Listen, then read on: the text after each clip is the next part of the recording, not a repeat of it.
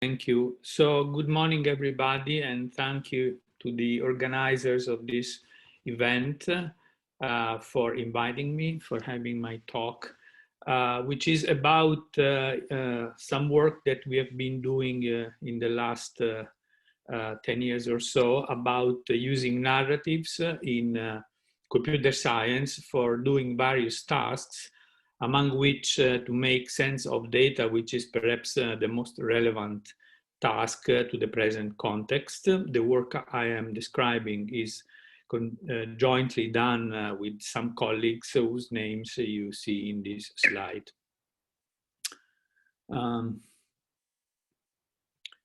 So this is an outline of my presentation, but I would like to skip on it for time. So traditional libraries, as we all know, because we go to this library, collect and make accessible narratives. And as users, we like to consume those narratives. Sometimes these narratives are in text, sometimes they are in audiovisual objects. There are many ways in which narratives can be created and consumed. And humanist scholars study those narratives, investigating the various aspects of narratives, linguistic, stylistic, and conceptual, relating narratives to each other and to the cultural context in which they are born. And of course, in the digital humanities, where our work actually belongs, automatic tools are employed to support this investigation. However, as we all know, these tools mostly work at the level of the signal, which can be text or image or audio. They do not have any notion of what a narrative is.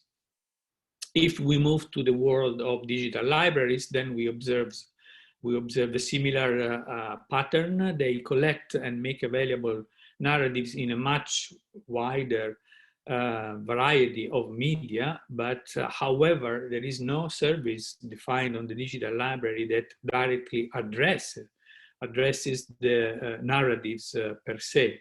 Neither in the APIs nor in the GUIs of the digital library you find functions on narratives. So in being a little bit extreme, we may say that digital libraries simply ignore their contents by ignoring what a narrative is. As an example, if you search for Mozart in Europeana, like a European teenager might be tempted to do, because Europeana is supposed to be the European digital library. Mozart is one of our well-known and best artists. So these teenagers might be tempted to know what Mozart has done. And then the result of the search is this collection of objects, all of which are, of course, related to Mozart: letters, music scores, images of records, and so on. But the result of the search does not form any meaningful idea about Mozart. If this teenager looks for Mozart on Wikipedia, then things go in a completely different way. The teenager may find actually some sort of narrative about the life of Mozart. I'm sorry, the text is in Italian, but you can guess that under the biography section, you see a list of events comprising Mozart's life. However, when looked into a single event, there is a long piece of text to be consumed. And we all know that teenagers are not well renowned to be strong consumers of long texts. So we would like to overcome this situation. Recently, we discovered that narratives are also very helpful in the digitization process, which is the conversion of analog to digital, in digitizing knowledge by taking knowledge that exists in various analog forms, textual, image, and so on, and converting them to digital. And in the Mingei project, I will have the occasion to talk about it. We use narratives to capture knowledge about crafts, the way glass is blown, silk is waved, and mastich is cultivated, collected, and processed.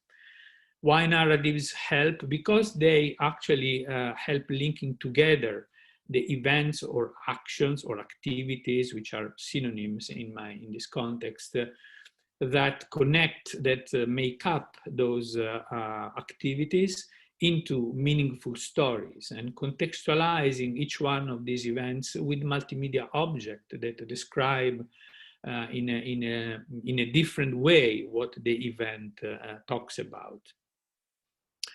So, and extending this to big data, we have this hypothesis that for the time being is not tested, that when we consider the big data scenario that we are looking at in this workshop, the data that are collected refer to events, and we think it is important to be able to not only have the data about the events, but also have the metadata about the events. Therefore, connecting events to each other and into meaningful units that we call story, and then properly contextualize them. In this way, we believe narratives can describe experiments, for instance, can describe all sorts of activities in a more meaningful and richer way that is done today, and therefore they can help. So software agents, as we know, can perform many meaningful and useful tasks on narratives because there have been strong improvements in the automatic analysis of content of digital objects that contain narratives. However, these software agents at the moment are not able to reach the level of understanding what the story is. They are very good in local tasks like classifying the content of an image, extracting some knowledge from text, but it is difficult for them to make sense of the whole story as we humans, for instance, understand them. So until software agents grow to this task, we can help them and we can help digital libraries getting smarter by creating the information space where narrative lives. And then once we have created this space, laying down the main events and activities that make up a narrative and tracing the boundaries of narratives, then for specific tasks within this space, we can employ software agent to enrich the description that we have. So structuring the space where narrative live and work is the ultimate objective of our research. And what we need to do this is an ontology of what a formal narrative is, formal as opposed to informal, the way human them. So in order to be apt to our goal, formal narrative should not replace traditional narrative, but rather they should enhance them by adding a formal dimension to the one that is text-based or image-based or audiovisual-based, so the one that we know from the tradition.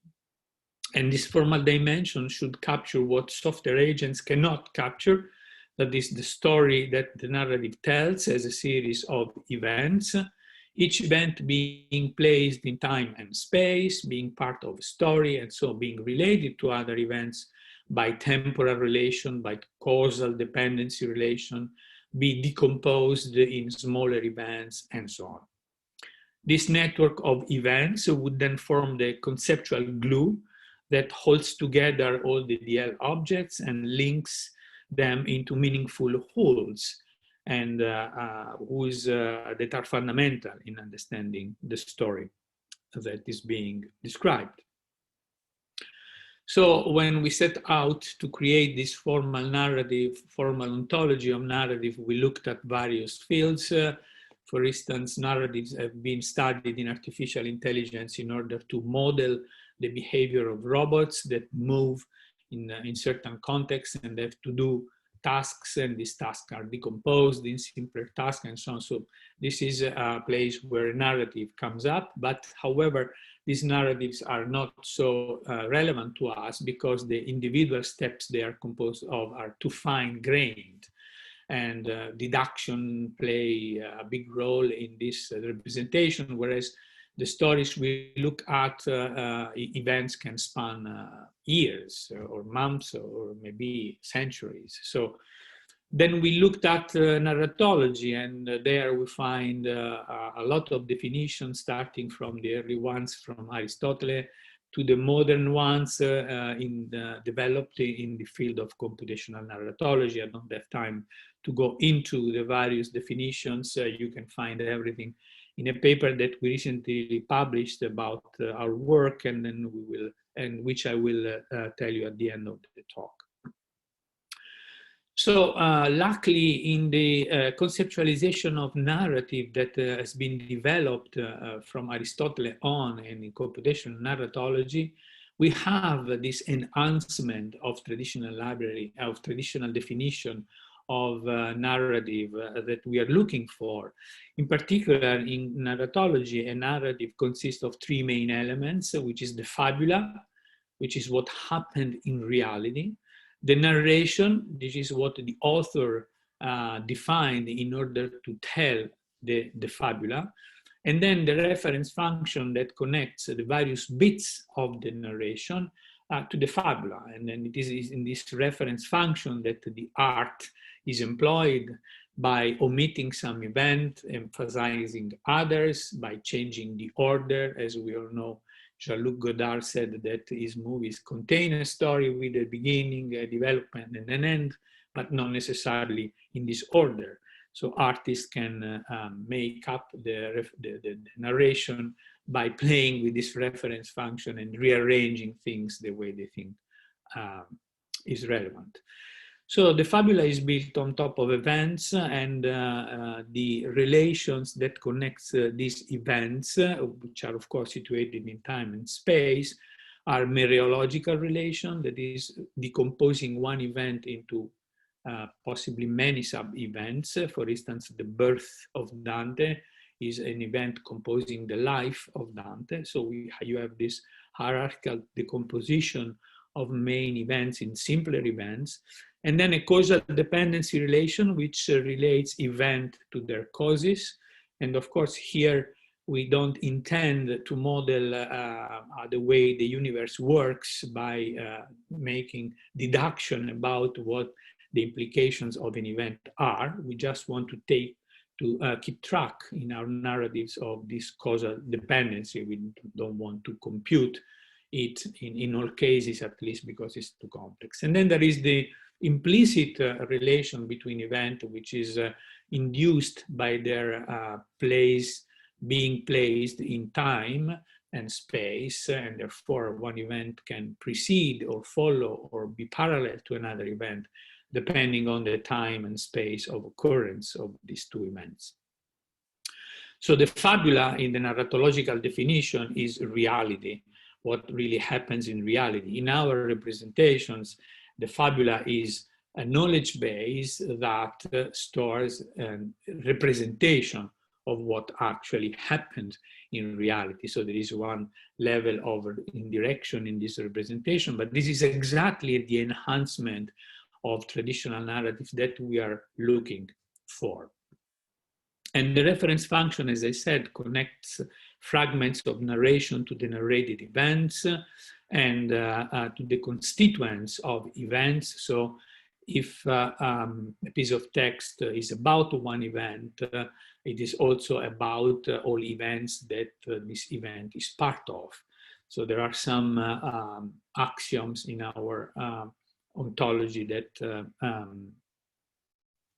take care of this propagation of the reference function.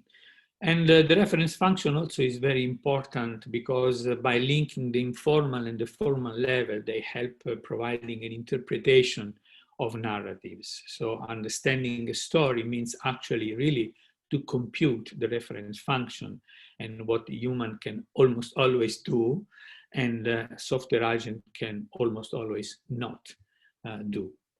In addition, it allows deriving the plot of the narrative. In the narratological definition, the plot is very important because it emphasizing the work of the artist that has recreated the story by rearranging the events. once we had this conceptualization in mind and we found out that it adequately captured our requirements, we set out to define the formal ontology. And I don't have time to describe the formal ontology. I wish just show some example, but we based our ontology on a standard in cultural heritage, which is the ISTI-CNR, enriched with other standards, or the jure or de facto, like the FRBR 00 for the specification of the parts of narrations, and with owl time for the specification of time. And then we have implemented the resulting ontology using RDF as notation and OWL2DL as language for representing the axioms of the ontology. So this is the life of Dante Alighieri. Basically in the fabula, we have the bubbles that are the events that connect the various events, happenings in the life of Dante, like the birth of Dante, the baptism of Dante. They connect them to the people, to the and to the objects that participate in these events. And the labels that you see in the arrow are the properties of our ontology. As you can see, they are either taken from RDF schema, or from the ISTI-CNR. So P11 or P92 are properties in the CRM ontology.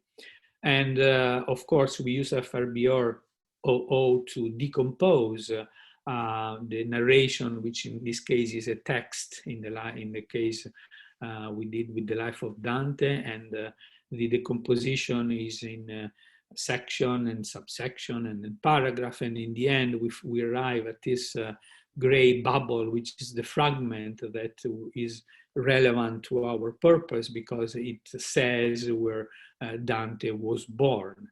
And then the reference function, we connect this fragment where Dante was born to a proposition which gives the provenance of the knowledge we are modeling.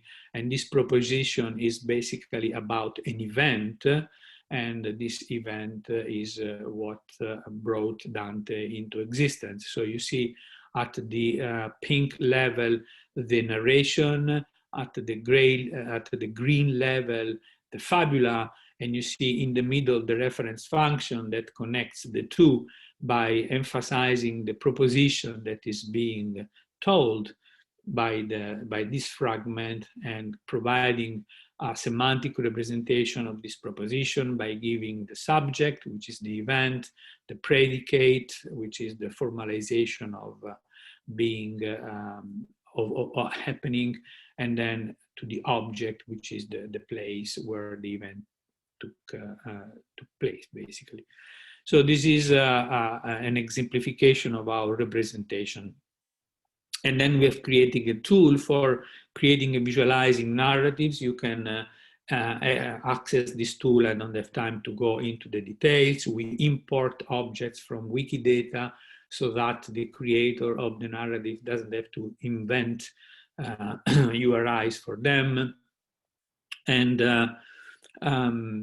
we use this this tool to give a recount of the life of Dante. So here you see a timeline displaying the various events, but so you can watch the narrative according to the temporal order, but you can even focus on one object like Florence and see all the events that are connected to Florence, or you can focus on an event and see all the objects that are related to this event.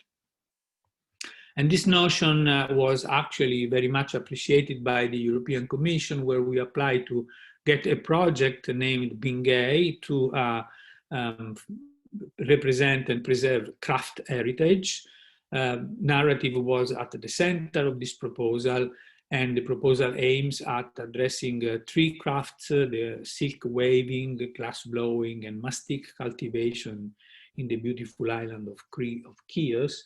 And the project was actually funded, and we have resources now. We are working 2 years to use narratives to formalize all the processes of these three different crafts that are going to be lost because the agents who know about how to wave silk, to blow glass and cultivate mastic are human beings, many of which are very old, and especially in the area of silk, this knowledge is going to be lost if it is not represented. So this is how the narratives that we have in Mingei, I can't go into that for reason of time. And what we discovered during the project is that it is also important to represent narrative schemes or process schemes, and that somehow give the pattern according to which a certain thing is being done. So we used the UML activity diagrams. Sorry, this is my chronometer. We use UML activity diagrams, and we have formalized those diagrams inside ISTI-CNR, inside ISTI-CNR, in order to model the various phases of the activity and the way they are synchronized. Of course, in UML diagrams, the individual actions that appear in one of these diagrams are computational actions, like invoking a method or testing the value of a variable. Here, the individual actions are human activity or activities made by nature, like that mastic is coming out of the trunk of the tree because the tree has been cut, and so on. So this is the end of my talk. The conclusion is that digital narratives have in digital libraries the role that narratives have in traditional library. They are the resources that the DL collection, in our vision, and make available to their users or employ in the curation of knowledge. So we want to automatize and the process of managing, creating, retrieving, combining formal narratives. And for this, we have defined an ontology that structures the space, the information space of the digital libraries, so that software agents can be put at work on different aspects of a narratives. And then what we have is the reasoning on time using Allen's logic. I didn't have time to go into this, but of course this is an important part of our engine, narrative engine. And we are extending the narrative ontologies with a richer representation of textual narration using some machine learning based method to extract narratives from text, as you would expect given the importance that these tools have in the recent landscape. So, and here you see the bibliographic reference to the latest paper that we published on our ontology. It's just come out on the Semantic Web Journal. And this is all I have to say. And thank you for your attention.